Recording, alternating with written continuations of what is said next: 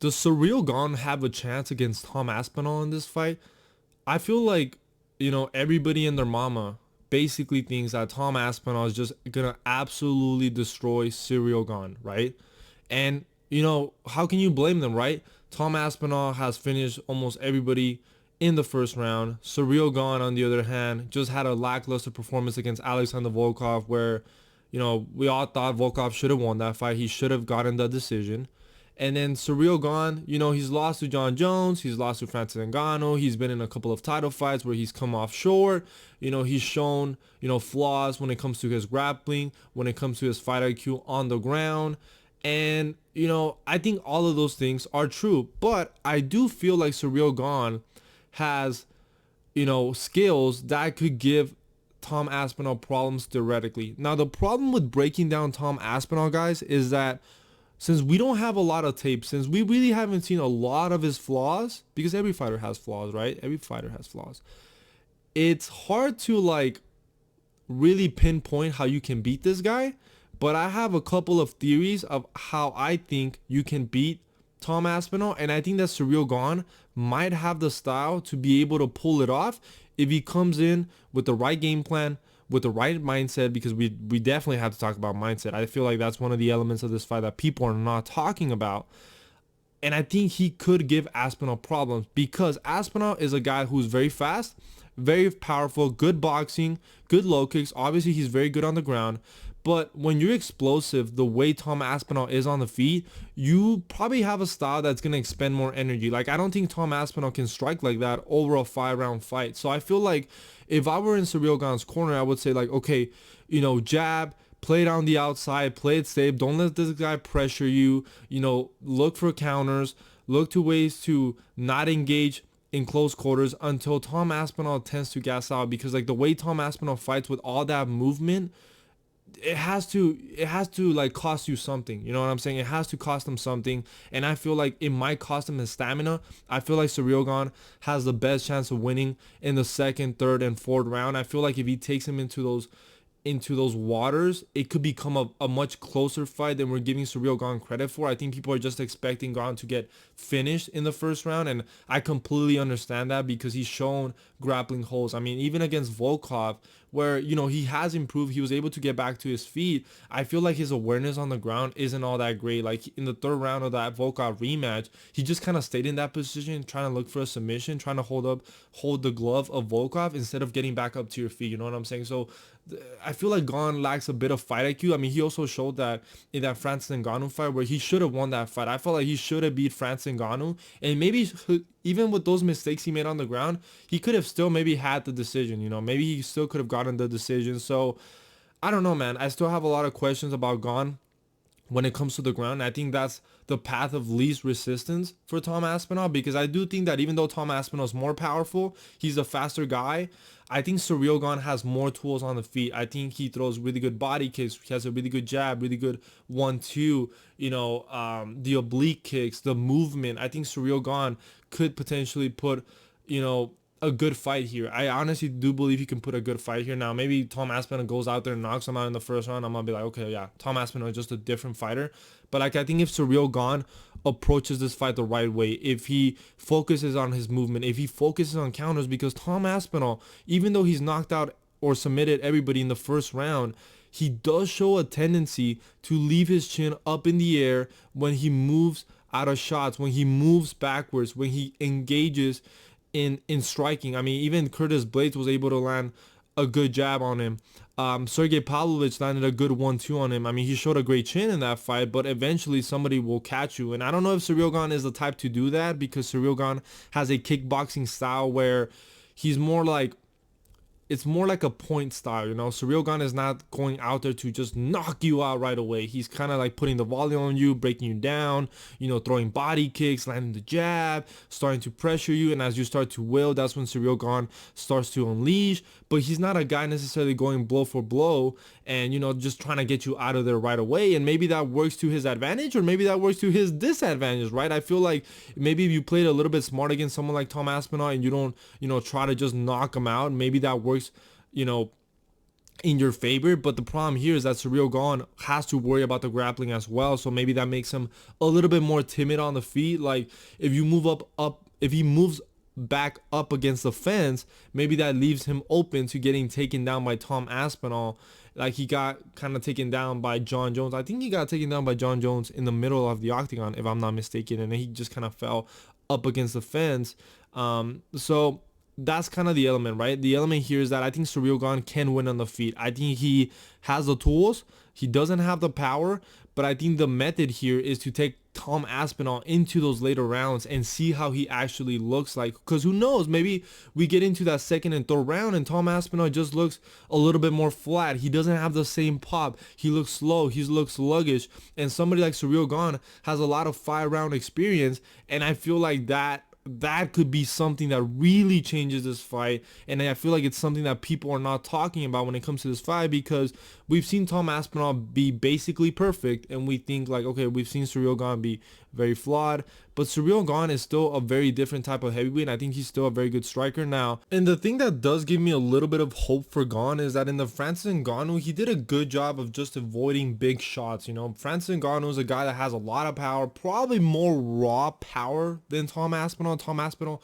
might be the quicker, more fast twitch kind of guy, but Francis Ngannou is a guy that you don't want to get hit by, and I think Ciryl Gane did a good job in that fight of just kind of frustrating Francis Ngannou. I know Francis Ngannou was dealing with injuries. I think he had a knee injury, but I mean, we've seen Tom Aspinall also deal with some injuries, and I think maybe a good approach in the striking for Ciryl Gane is to maybe go for those oblique kicks, you know, throw a lot of shots to the knees, throw a lot of leg kicks to the knees. I feel like even though at face value, like I said, it feels like, you know, Tom Aspinall is just perfect, I feel like there are little things that Ciryl Gane can use in this fight to at least have a chance in the striking.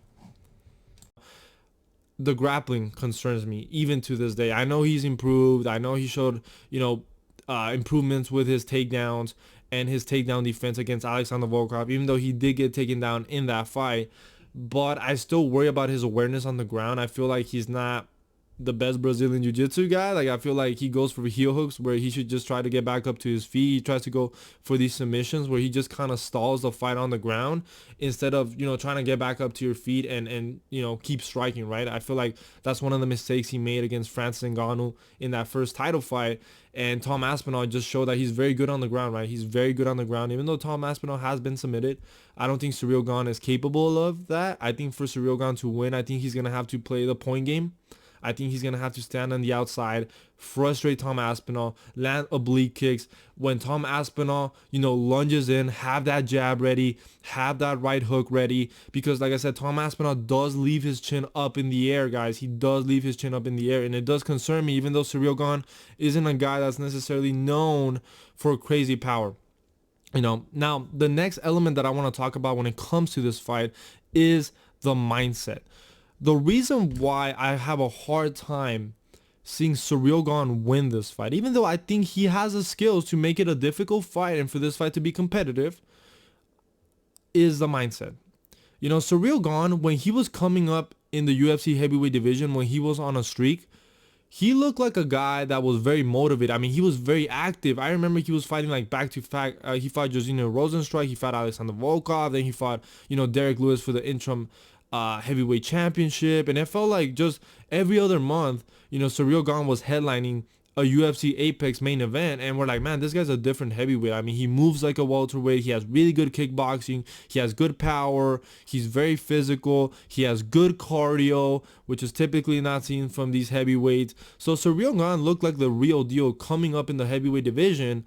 And I feel like after he lost to Francis Ngannou, even after he lost to Francis Ngannou, he came back and he had a good fight against Taito Iwasa, which in hindsight, he should not have had that close of a fight against Taito Iwasa.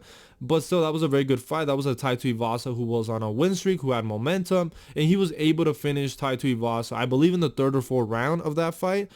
And then after that, he fought John Jones, and I felt like after that, John Jones lost, where he got submitted in the first round, where he basically did not put up a fight. I feel like Gane has changed, guys. I feel like Gane has changed. I feel like he's not that invested in the sport. I don't think he cares that much. I mean, he cares, but he's not as invested as a lot of these UFC fighters are. I feel like Gane, he's out here making movies, he's out here doing things on the side, he's out here acting. And how hungry is this guy truly is to be a champion? I don't think Gane is that hungry to be a champion in the UFC anymore. And I think you could kind of tell by his activity. I mean, he fought Volkov in the rematch in December, and before that he hadn't fought in over a year. And then he hasn't fought in almost a year again. So Ciryl Gane is just not even that active anymore. He's not that active. He had a very close fight against Alexander Volkov.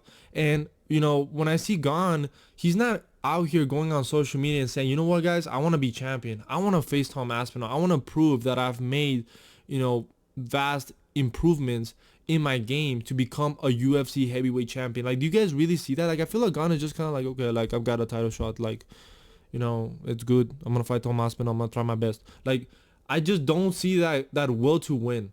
And I feel like Tom Aspinall is a guy that's trying to prove to everybody that I'm the best in the world. I'm willing to fight anybody, any heavyweight. I don't care. I'm willing to fight you. I'm willing to prove that my skills are the best. And I want to be active. Like, I see a championship mentality from Tom Aspinall, and I don't see that mentality from Ciryl Gane. So I feel like when the fight becomes difficult, I see Tom Aspinall having the ability to push more, to push the pace more than someone like Ciryl Gane, who's kind of like, I've been here, done that. Like, do I really care that much about this? Like, my life is so good out of the octagon. Like, you know what I'm saying? Like, I feel like Tom Aspinall is just way more invested. There's more pressure on Tom Aspinall.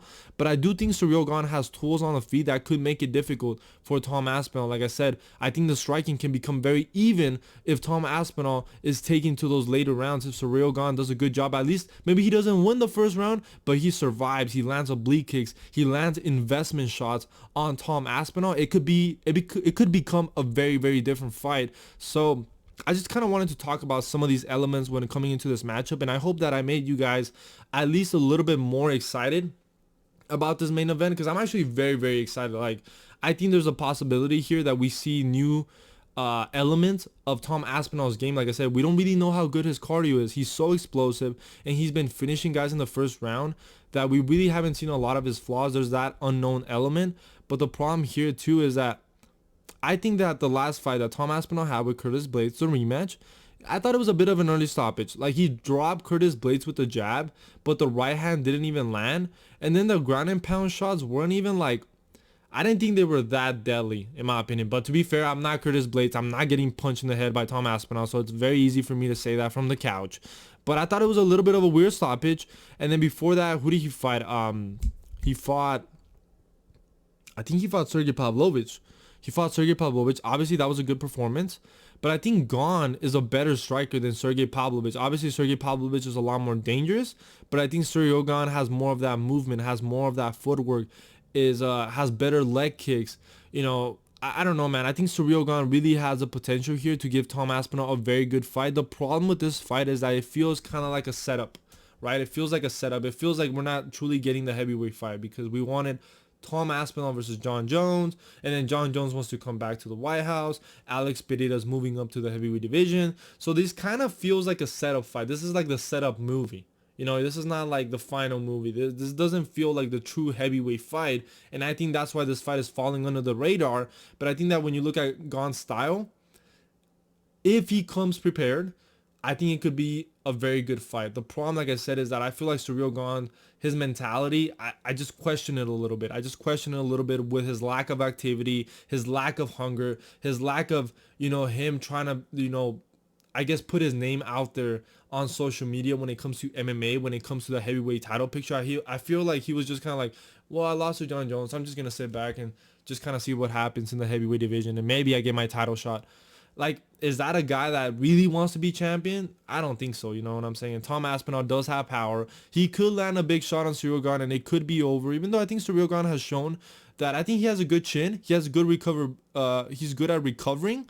Like I said, I still question a little bit of his grappling awareness. I do question that a little bit, because he tends to put himself in positions where he stalls a fight and he's not winning the rounds, and you can't do that against Tom Aspinall. And I'm just curious to see if Tom Aspinall, how much he's willing to strike with Ciryl Gane and what Ciryl Gane is able to do in the striking, because I feel like that's the element there that I think Ciryl Gane has the best chance of winning. I think that if he takes Tom Aspinall to those later rounds, and a lot of those investment shots that Ciryl Gane was landing early in the fight start to pay off, and Tom Aspinall just kind of looks withered out there and looks slow, and it doesn't have the same pop in his shots, and Ciryl Gane is just kind of seeing every shot and moving not moving around. I was gonna say tilting, but that doesn't even make sense. Like I guess countering a lot of Tom Aspinall's shots. I could see him winning. I could see Gane winning if he does that. But like I said, who knows? Maybe Tom Aspinall also improves. I think that an element here for both these guys is the lack of activity. Obviously, Tom Aspinall, it's not his fault. He's been waiting for the Jon Jones fight. He's been waiting to fight for the title. Ciryl Gane, on the other hand, I think he should have tried to at least get one more win after the Volkov rematch. Like if after he had that close fight against Volkov, if Gane was like, you know what, let me fight Jilton Almeida, let me fight a Curtis Blades and prove that I've made improvements in my grappling and I deserve to fight for the heavyweight championship, then I think this would have been a very different fight. But because Gane just kind of has been sitting in the bench, just kind of waiting for the UFC to give them a title shot opportunity, because the heavyweight division is so lackluster with talent, it's just, I don't know, man. I just can't pick Gane because of that. I feel like even though Tom Aspinall, I do have questions when it comes to his cardio, I feel like he's the guy to pick, guys. I feel like he's the guy to pick. So I hope you guys enjoy this breakdown. I will be posting my UFC 321 predictions probably on Wednesday or Thursday, and I'll see you guys in the next one.